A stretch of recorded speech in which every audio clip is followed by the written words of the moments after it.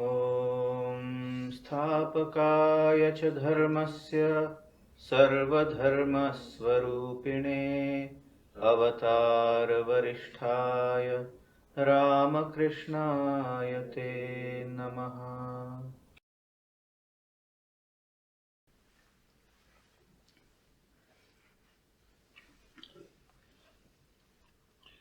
Dear friends, welcome back to the study of the Bhagavad Gita, chapter 3. And we have covered 24 shlokas, verses of this chapter. You may be thinking that I am progressing very slowly. But dear, it is not the progress measured by verses. The progress has to be measured to the extent we assimilate these man-making, character-building ideas. And I will not spare myself, maybe to the extent you are disgusted with me, but I must be very honest to you. If you can master, if you can assimilate and absorb the ideas emanating from this very chapter, you can transform your life into an endless, divine, ecstatic joy. It's for you to now decide what amount of time you spend to assimilate and absorb these ideas so that you can make yourself worthy of enjoying ecstatic, divine joy unimpaired throughout your lifetime. The choice is yours, and let me continue to perform my duties of life as enunciated by this chapter. As you very well know, this chapter has been named the chapter on Karma Yoga. Karma Yoga means how do you convert your day-to-day life, subject to your idiosyncrasies and your egocentricities, how you continuously expose yourselves to mood swings and become victims of moods, how you can come out of it without stopping performing your duties. Our quick answer is, oh, if this is so, let us stop doing our duties, as if you have solved your problem. All that you have done is put your head into the sand and thinking the lion is not there because I don't see it. The lion is very much there to break your neck. So, dears, this is what my attitude is, and I'll kindly request your indulgence to bear with me. Now, let me again have a quick bird's eye view. Up to the 19th shloka, Tasmat asaktam satatam karyam karma samacharaha. Tasmat, therefore, in the 19th chapter, right from the 19th shloka, from the first shloka to the 18th shloka, he has built up an argument. That argument is to appeal to your robust common sense and rationality that your life can be developed into a wonderful journey towards ecstatic joy. That is the purpose. And from that robust point of view, up to 18 chapters, he has put it very rationally, cogently, understandably.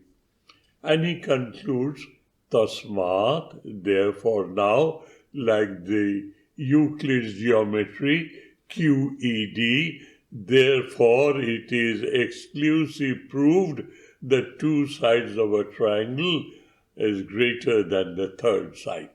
QED. That's it. You are convinced by the rationale of this argument. Here also he says, Tasmat, therefore, asaktam satatam karyam karma samachara. Sorry. Take up each word. Therefore, to conclude, asaktam, don't be attached to the results thereof. That does not mean you don't get involved. Your total involvement in performance of duty must be there. And that total involvement expresses itself as a pursuer of correctness, thoroughness, perfection, excellence. That is your total involvement. But do not share your attention with your expectations. I will win. I will succeed. These are the results waiting for me. Don't, for heaven's sake, share your attention. Your involvement has to be 100%.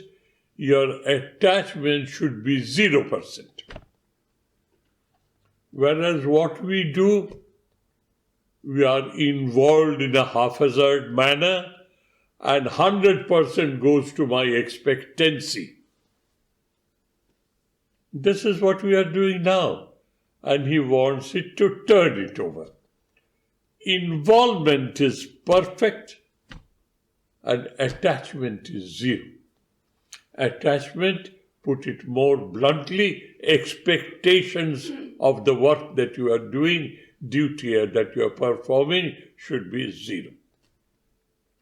Tasmat asakta san, without any expectation and attachment, satatam, continuously, not I do it for 5 minutes and forget about half an hour. Nothing doing. It's a continuing procedure. Satatam, karjam karma, duties of life. Nothing immoral, nothing unethical. Moral, ethical duties of life. Samacharaha. Do it perfectly, thoroughly, correctly, efficiently, excellently. Samyak achara. Your behavior, your process of performing must be perfect. Asakta hi acharan purushaha param apnoti. Why am I saying so? Why is Krishna so involvement? He says, Ashakta hi acharana karma, a person who is totally, deeply involved as a pursuer of perfection and excellence, but he is not at all caring about the expectation and fulfillment of the results thereof. Asaktam satatam karyam karma samachara.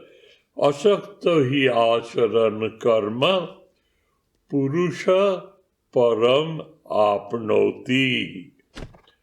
A performer, a jiva, a man full of faults and failures, follies and frailties. That man, that woman, There's no gender difference in our spiritual practice or our spiritual achievement.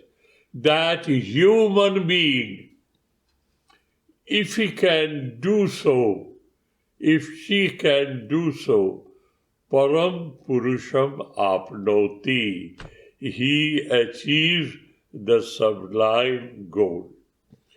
Param Purusham Apnoti. What is the concept of the word Purusha? Generally, literally, the word Purusha means masculine gender. A man.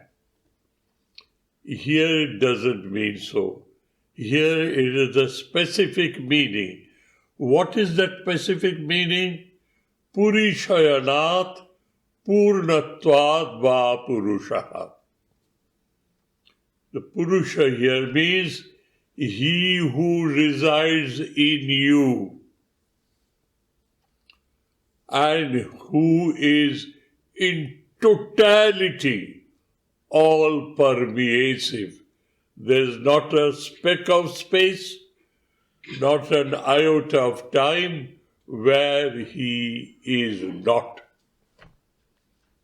You achieve that state. Today, I am totally involved and aware with this egocentric being, known by my name, by my form and my looks, my qualities and my utilitarian value in the society. That is how I am known today. Tomorrow, after practicing this, day after tomorrow, or maybe months later, whatever it may be, I will no more be identified with this body mass complex. I will be identifying myself with my true original nature. The concept of I am remains, but the meaning and the content of I has totally undergone a sea change. I am all permeative, I am omnipresent, omnipotent, omniscient. That is what I am. You will achieve that goal by being not a karma bhogi, suffering it out, but a karma yogi. You are connecting yourself with your true original nature, manifestation of the divinity which is already within us. This is how he concludes a series of argumentation based on robust common sense from the first shloka to the 18th shloka, and the 19th shloka he concludes the argumentation. The question arises, you say so, and as far as your rational approach is concerned, dear Lord Sri Krishna, I find no faults with it. But I am, pardon me, a bit hesitant. Why? What you say is quite all right for me. I can't say no to your invincible, infallible arguments. But could you kindly quote examples that people have achieved that state which you just now described by being a karma yogi? Is there any concrete, tangible example in history, in our society? He immediately satisfies you by quoting examples, Janaka Adaya. Here we know Rajarshi Janaka, Rajarshi Ashwapati, What is Rajarshi? They're both Rajas as well as Rishis. There are emperors as well as they are knowers of the self. How did they achieve that? By being a karma yogi. This is prevalent, described, noted in history. So your question, whether it is only a theoretical idea or we have concrete, tangible examples, is being expressed. This is done. The next question comes in, one after the other. He says, look, Sri Krishna now carries on this. I have quoted to you Janaka, Adi, others and others and others, Janaka and etc., etc. There are scores of examples in our scriptures and hundreds and thousands of examples in our life stories. He says, I'm quoting this, you know why? Not to justify myself, but to convince you. What is that conviction? In the society, we say, oh, he's a great man. He's a great man. That means, from all points of your evaluation assessment, he's at the topmost level. How I wish I could be so. It's human. How I wish I could be so. That is, the human tendency is, if I see something magnificent, something glorious, something adorable, I would like to achieve that place. Therefore, it is not a justification by history that such peoples have lived and do live, but make them your ideal of life. I would like to be so. Thereby, you are being given an incentive, a motivation to make yourself a better specimen of a human being.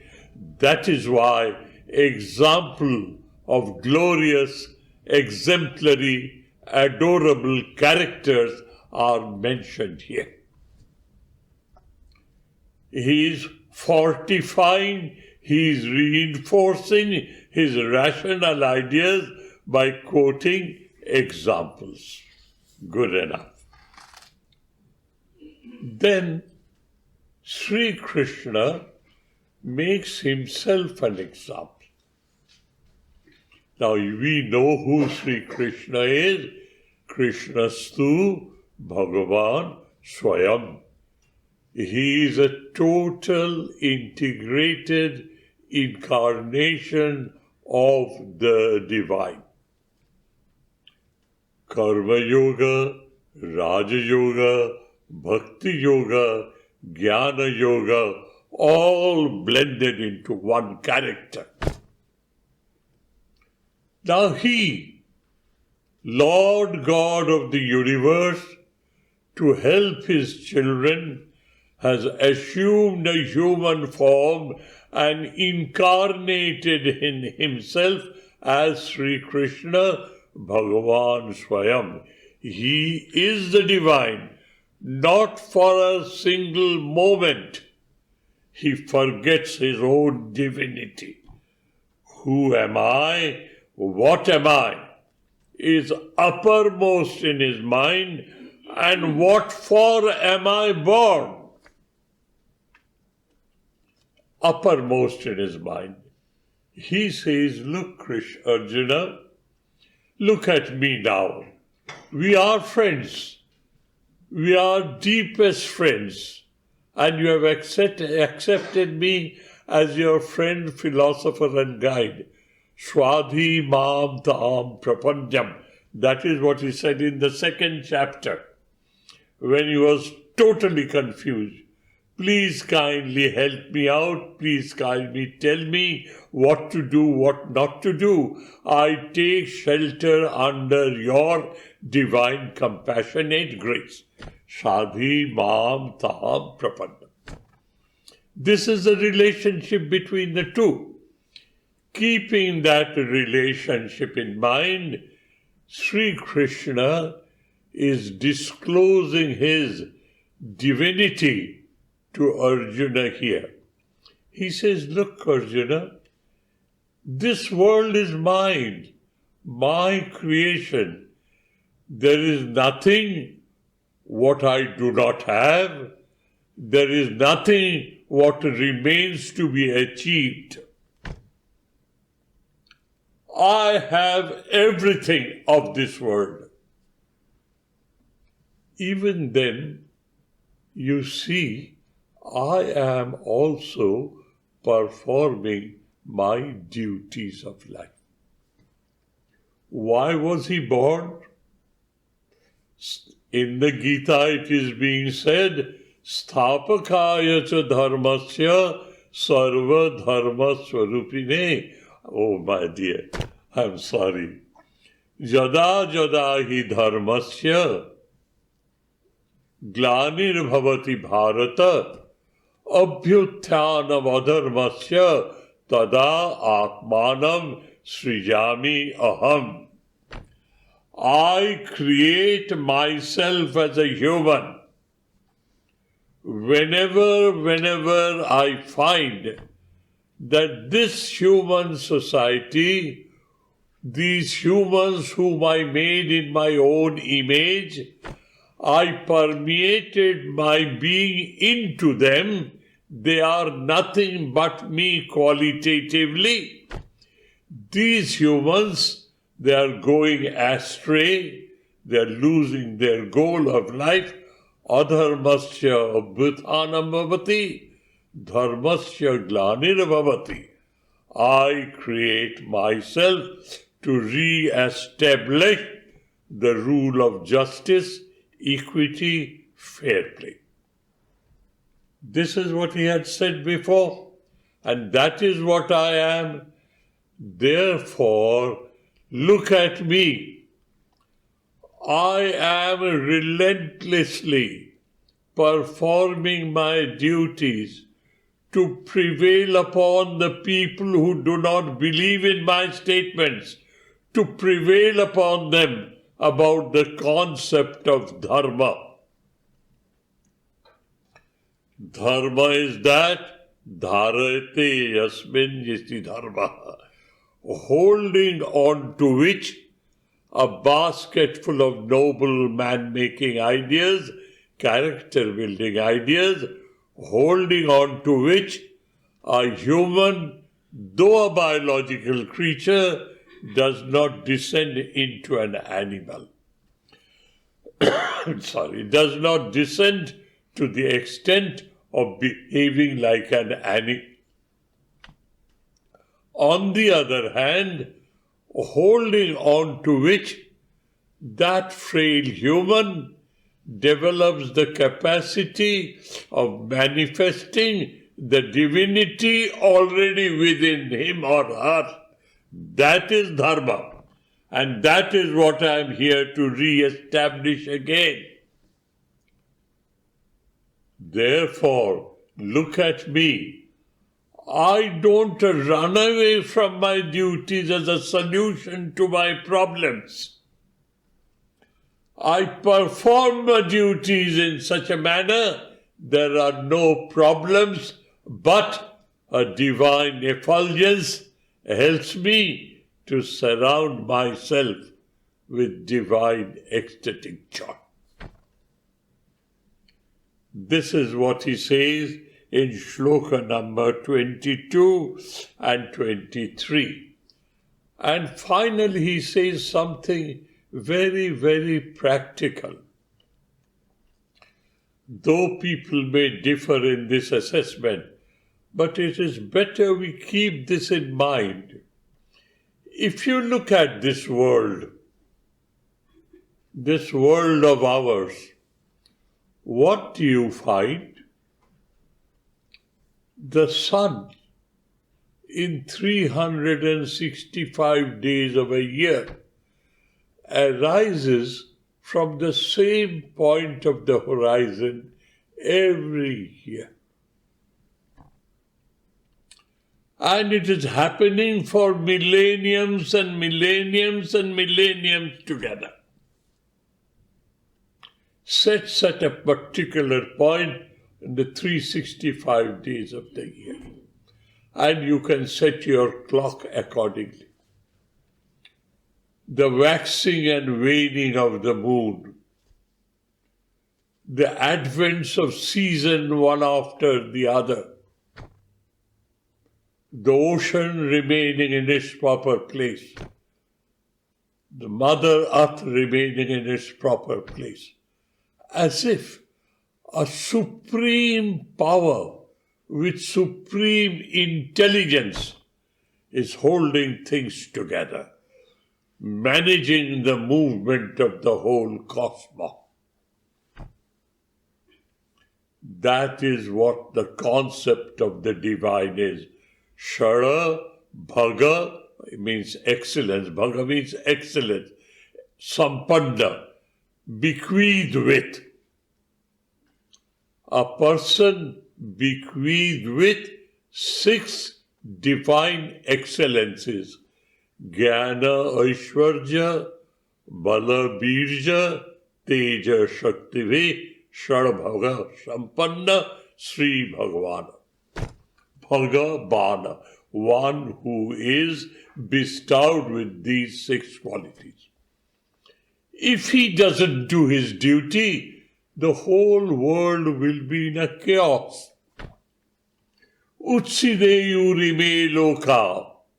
The shloka number 24. And I have described it thoroughly. Mind you, it's a bird's eye view of revision. Good enough. Therefore, Arjuna, don't run away from the performing of your duties because they are very strenuous, torturous, painful, agonizing. Learn the art of converting your duty into a respectful, reverential, emotional interaction with the awareness of presence of the divine. That is the axiom.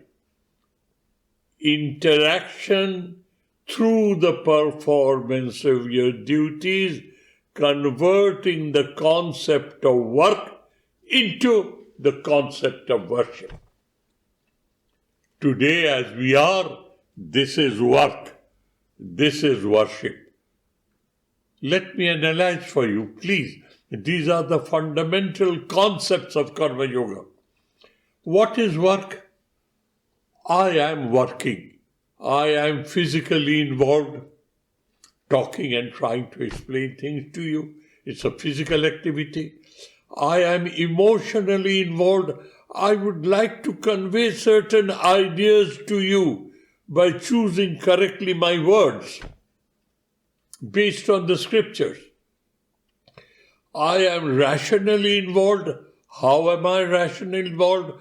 I am using words and sentences which will stimulate in you those ideas which I want to be stimulated.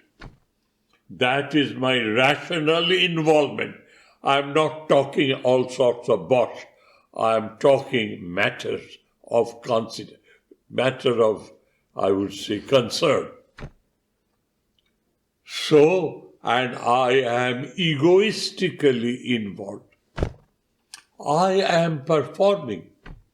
I am in action. That is work. Now, what is worship?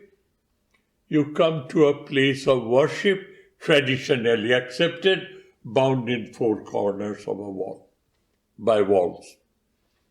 You see pictures or statues. You take a handful of incense sticks, burn it, hold it, and bow down, offering your respect, your reverence, your veneration, your affection to the pictures or the statues, either made of marble or made of clay. You are working physically, showing the incense sticks, holding your hand together, bending your head down. You are physically active, at par with work. You are emotionally active. You are interacting with the divine emotionally, with a loving emotional relationship, as you do in your work. You are rationally involved. How? You know full well these are made of piece of fabrics. But rationally you know it is a symbol symbolizing the divine. That is why you call it a place of worship. And you are egoistically involved as you are involved in your work. What is the fifth dimension? The fifth dimension is you are constantly aware you are in presence of the divine. That is the fifth dimension. And the work transforms itself, graduates itself into worship. That's all that is the difference between work and worship. 4-dimensional, 5-dimensional. 4-dimensional, a higher common factor. Physical involvement, emotional involvement, rational involvement, egoistic involvement. They are common. But work converts into worship only by 1 dimension. Awareness of presence of the divine, and your physical, emotional, rational and egoistic involvement is there. That is the difference between work and worship. So work and worship is what I know now. Now rationally I know work is worship.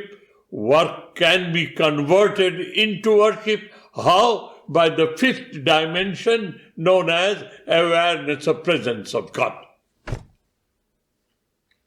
The next point, for a karma yogi, the scriptures say, Tat srishtva tadeva anupravishat. He created this world materially, and having created it materially, he permeated, anupravishat.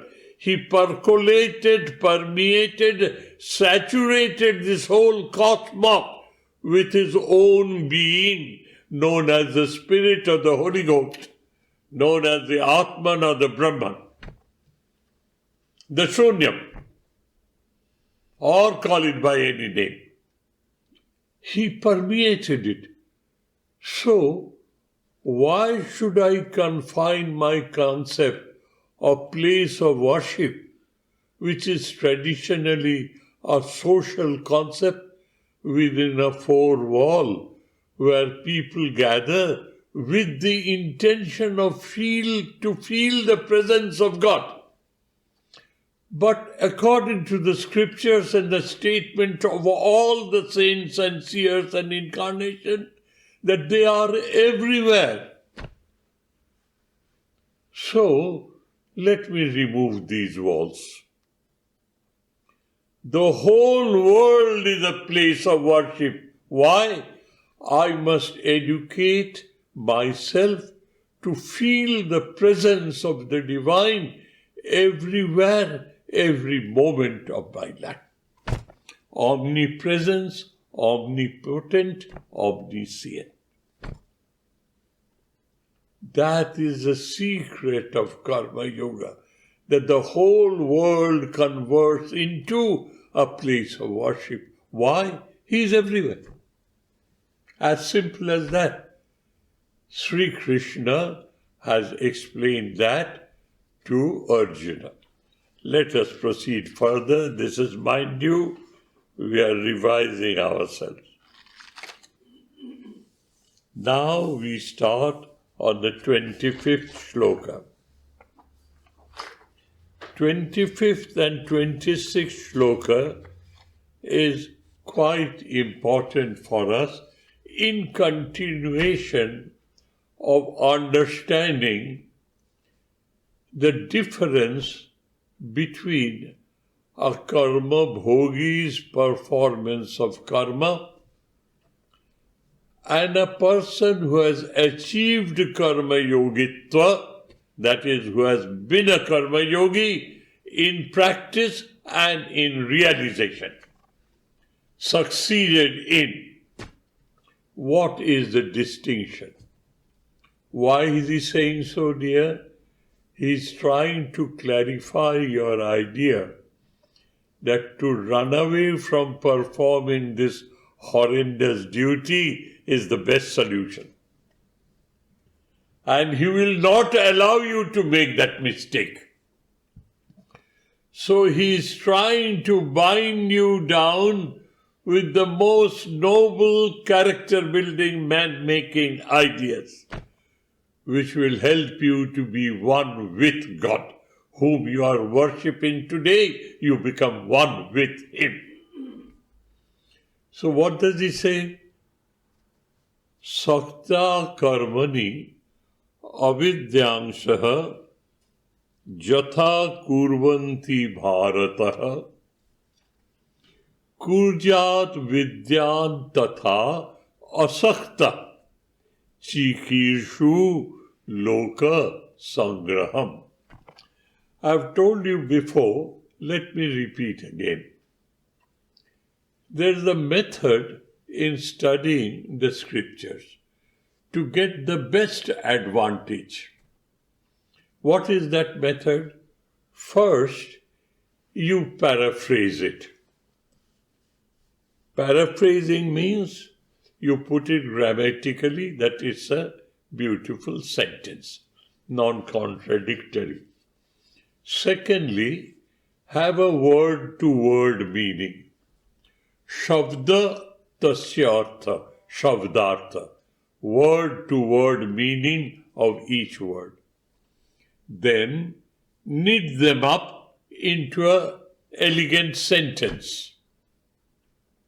That is bhakya artha. Sentence is a bhakya. Shabda is those words. Bhakya is the sentence. First get shabdartha, then understand the meaning of the sentence, and there's a third which we skip and which make a mistake. And we become parrot-like. We keep on repeating without knowing the meaning of it. What is that? Lakshartha. Laksha means what is the intention of the author. Laksha means what is the intention of the author. And that is what will enrich you. That is what you are supposed to assimilate, absorb, and be one with it. Identify yourself with it. Now listen here. Let us go in for Shabdartha first, after arranging the words properly. What is the Shabdartha? Let us be very precise, because these two shlokas, shloka number 25 and 26, today's study, is concluding this section. From the next shloka, a new section will start. So let us pay deep attention to it. Shakta karmani avidyangsha jatha kurvanti he Bharata. He Bharata. He is addressing Arjuna. Why he is addressing as Bharata, I'll come back to it later. He Bharata, karmani sakta avidyangsha jatha kurvanti. That's the first line. Karmani sakta Avidyangsha jatha kurvanti. Karmani, performance of your duty. Sakta, with an expectation of the results thereof. Avidyangsha, he who has not reached the goal, a karma bhogi. Jatha kurvanti, as he performs. What does it mean? Let me now arrange it. Bhakyartha. A person who is not illuminated, who has not reached that goal, that person who is a karma bhogi, why? Because he is performing his duties with asakti, sakta. He is involved in expectations. He is involved not only in performing, involved with expectation. And he does it with his heart and soul to enjoy the results thereof. Tatha vidyan asakta san. A man who is illuminated, who has achieved the goal of practicing karma yogi, he performs similarly with his heart and soul without any expectation. Tatha vidyan asakta san loka sangraham chikirshu. Chikirshu means an intense desire. For what? To set an example to lesser mortals. This is the meaning of the shloka. Let me now get into the lakshartha part of it. Lakshartha part of it is, now have you seen any realized soul? Have you seen any incarnation lazing away their life because they have achieved their goal? Tell me anyone, name me anyone through any history of the world, history of human civilization and society. They worked to the last breath of their life. And they worked as if they are attached. Because I am attached. I am putting my heart and soul to achieve something, and I am wholly dedicated to my expectations, and I am doing my very best. He also appears to do his very best. But he is not attached.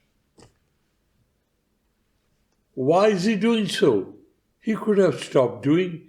If he would have stopped, the world would have been gone into haywire. The world order would have been totally changed. He was to set an example that lesser mortals will see, oh, that is how Sri Krishna never spared herself. That is why Jesus, for the sake of love for humanity, sacrificed himself in the cross. That is why Socrates drank that poison with a smiling face. That is what it is. Nobody in this world has stopped working. One works with asakti, that is attachment to expectations, and the other works to set an example. So, dears, now hear this shloka and you will understand. Sakta karmani avidyangsha avidyan purusha. Karmani sakta. They are attached to the results, and that is why they perform their duties or their hobbies. Jatha kurvanti, as they perform. Hey Bharata. Now here is a beauty. Beauty, I would say, this is a poetic license, poetic excellence. What is that? he is addressing Partha as Bharata. Bharata. Bha means jnana, deepti, effulgence, knowledge. Rata means he who is inclined to achieve. He says, Partha, by questioning and listening, I am convinced you are inclined to know the real knowledge behind it. That is why I am now not addressing as Arjuna, not addressing as Kaunteya, not addressing as Partha. I will address you as Bharata. Bha means jnana and Rata means he who is inclined to achieve. Look at that, how he is trying to inspire you. You have been studying the Gita. You are trying to assimilate and to absorb and to understand. And the desire is getting into you. Oh, that will be a wonderful stage to live in, where I am one with my God. Oh, it will be wonderful. But I have to convert this attitude of being a karma bhogi, expecting the results. I must be a karma yogi. Because all the realized souls, they have continued to work till the last breath of life. Why? Chikurshu Loka Sangram. Loka Sangram means welfare of the people. Chikurshu means intense desire to be setting an example to the lower people, the lower humans or lesser mortals, so that they can understand what I mean to say. Shakta karmani avidyangsha jatha kurvanti he Bharata kurjat vidyan tatha asakta. Underline the sakta and asakta, and you've got the meaning of the shloka. Kurjat vidyan tatha asakta. But why does he do so? Chikirshu, intense desire to be helpful. Loka sangram, to set an example in front of lesser mortals, lesser humans, that this is what it will reach you to your goal. Let us continue to the next shloka. Na buddhi bheda janait ajnanam karma sanginam jojait sarva karmani vidyan yukta samacharan. What does he mean to say? Look, we read the scriptures. In the scriptures, we have statements as to what a karma yogi should do, what a karma yogi is, and what is his goal. We have read that. And we have read in the second chapter, who is a sthita prajna, who has left everything and he is immersed in the Atman.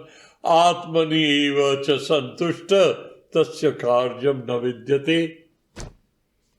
He has been said, he is absolutely immersed in the soul and he has nothing to do. What a wonderful state! You have nothing to do, no problem, immersed in the soul. But to be immersed in the soul, it's the last point of your graduation, last point of your achievement. You can't, like a monkey or Hanuman Swami, jump from Dhanushkoti to Colombo or Anuradhapuram, where Janaki was incarnated. Inserted. He was imprisoned there, and Ramachandra wanted to find out where Janaki is in Sri Lanka. So Hanuman Swami says, don't bother, I will find out for you. And he jumped across the Park Strait, the thin ocean that is there, about 26 or 28 miles. Previously there used to be a ferry between Talai Mallar in Sri Lanka and Dhanushkoti in India. But that has all gone now. But Hanuman Swami jumped. So do you mean to say that from this karma bhogi you can jump into Sthita Prajna Purusha? He says, no. Na buddhi bheda janayet. Don't talk to these people about that goal. They will be misled. Don't mislead them, dears. Help them to reach the goal by gradual progress.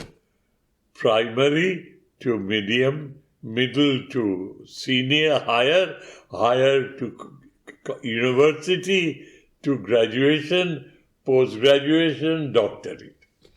Go slowly and steadily and you will win the race. Na buddhi javeda janayet ajnanam karma sanginam. Ajnanam, you do not know, but why you do not know? Because you are attached to your results. That is all that means to you. I am doing this, you must understand.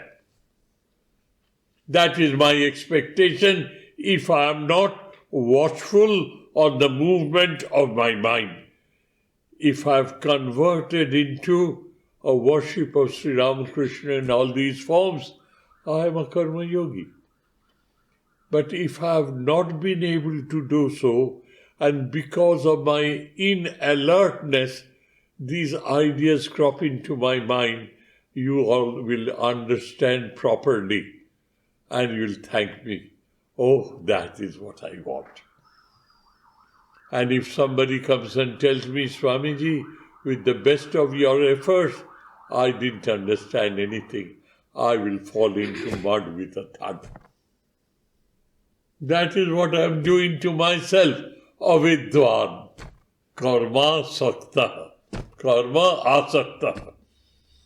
He says, look, buddhi bhedam na janayet ajnanam karma sanginam. Na janayet buddhi bhedam karma sanginam ajnanam. Ajna Purusha, who are not up to that mark, don't speak to them about this Sarvam Kharidam Brahma, Ayam Atma Brahma, Aham Brahmasmi and all that. Please don't disturb them. They will say this is easier. They do not know what hellfire you have to go through to reach that goal. They do not know. They are only interested in avoiding this misery of this world. But they are the creators of the misery because of their attachment. So he says, don't speak to them about so and such a thing, which will create a confusion in his thinking. Jojayet sarva karmani. Please kindly see to it that they perform their duties. Juktaha samacharan. Vidwan, the knower, he works in such a manner that he sets an example to those people. That is the same idea in a different word. That is, you set an example by performing the duties of life as a karma yogi, total involvement in performance, but zero involvement in attachment, or zero expectation for your attachment. And you, as a karma yogi who has succeeded, an illuminated soul, you set an example by performing your duties of life without any attachment, and let the people see, and you are at the top of the world. He says he is performing his duties, he is at the top of the world. And I am performing my duties, I am being battered by the mood swing. Why so? So don't tell them about the Atma Jnana and etc. That is too much for them to swallow. It will harm them instead of helping them. You are here to help them. So, though you are a realized soul, though you have succeeded being a karma yogi, though you have converted your life into an endless worship of the divine everywhere and all the time, all that has happened to you, but you perform your duties with that much involvement. The karma bhogi sees, but he contrasts, I am being a victim of mood swings and he is not. What is wrong? What is wrong with me? Let me try and understand and build up my own spiritual life by being a karma yogi. This is how this section ends in shloka number 26. Now he introduces why we are making this mistake. We are victims of Maya, Prakriti, and that is why we are making this mistake. I'm sorry. I've told you before, I'll just add a precursor of what is in for us in the next class. Prakriti and Maya are the same thing in two different words. Now, according to our analysis, you and me and all of us, we are under the thumb of Maya. We are victims of ignorance of our true original nature. We are the divine, but we have no idea of it. We are ordinary human beings, at the most evolved biological creature. And we are victims of our actions. We are victims of our mood swings. We are under the thumb of Maya, Maya Adhina. The next category of human is Maya Mukta, the realized souls, who are still alive, Jivana Mukta. Jivita eva Mukta San. They are alive in this flesh and blood like you and me and everybody, but they are no more under the thumb of Maya. They are Maya Mukta. Maya has lost its hold on them, influence on them. The third category is Maya Adhisha Ishvara, the ruler of Maya, at whose behest Maya works. Parama Ishvara, Ishvara.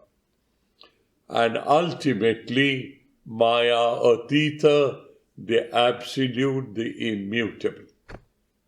Maya Atita, the Shuddha Advaita Jnana. These are the categories. Why we are Maya Adhina? Because we have not understood Maya. We have not accepted Maya and its play. We do not know what is it all about, and we are happily a victim of it, and we are spending my life in the domain of Maya. How to come out of it and be Maya Mukta is the next remaining shlokas till the end of the chapter. Thank you, dears. We will start our studies on shloka number 27 next Saturday. For today, it is enough, and thank you for your patience and your undivided attention. Thank you.